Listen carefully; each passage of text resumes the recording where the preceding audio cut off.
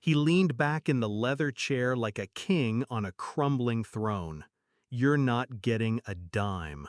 The words landed like a slap. Not loud, not cruel, just final. He said it over steak, red wine, and candlelight, as if he were telling me the weather. I didn't flinch, didn't blink. He always mistook my silence for weakness, a habit from childhood he never outgrew. But habits break, or they rot. My fork hovered over the fillet, still untouched. I looked up, eyes cold. He smirked. Then my phone lit up beside the plate. One name. Madison. Assistant. I tapped answer, held it up. Her voice was clear, confident. They signed. The board voted.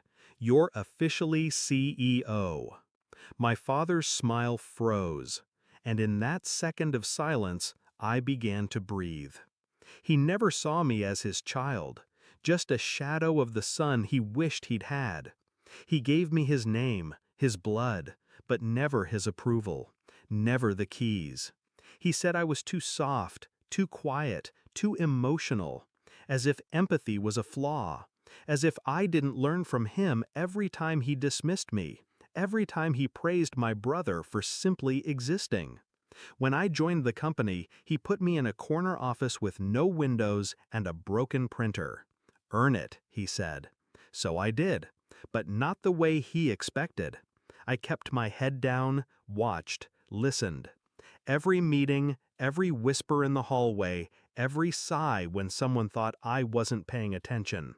I paid attention to everything, and I remembered. It started with a question. Who really runs this place? Not him, not anymore. The company had grown past his grasp.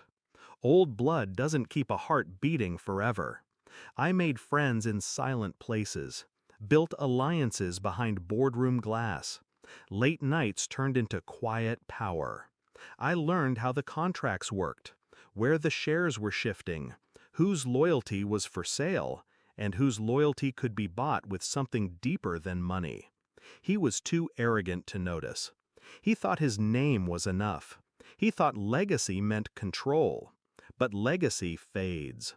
Paper holds more weight than pride. So I bought. I signed. I studied, until the structure leaned in my direction, and all it needed was a final push, a single vote, one more whisper. I whispered it, and the floor beneath him cracked. I watched his eyes track every word from Madison's mouth. CEO. My name. The one he never said in public unless it was followed by an insult. Now it echoed through the speakerphone, indifferent and absolute. He reached for his wine. His hand shook.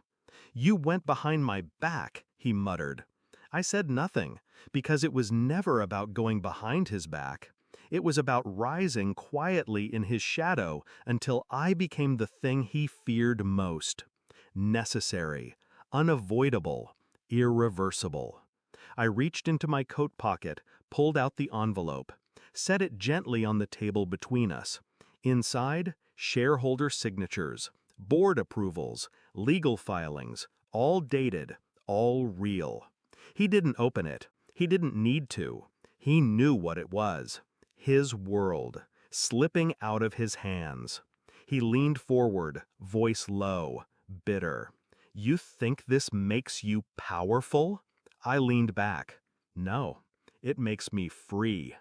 He tried to summon rage, but he was too tired, too exposed, too old.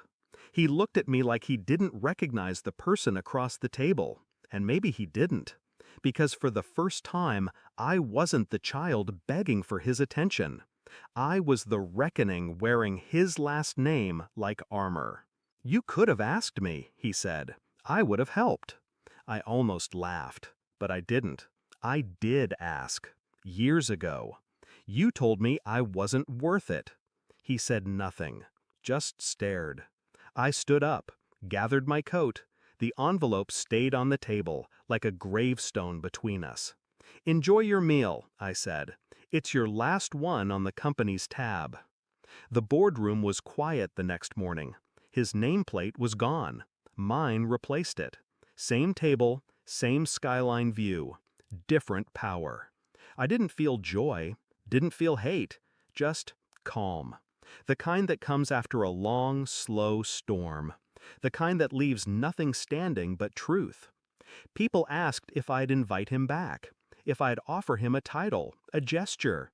But I don't deal in gestures, and I don't resurrect ghosts.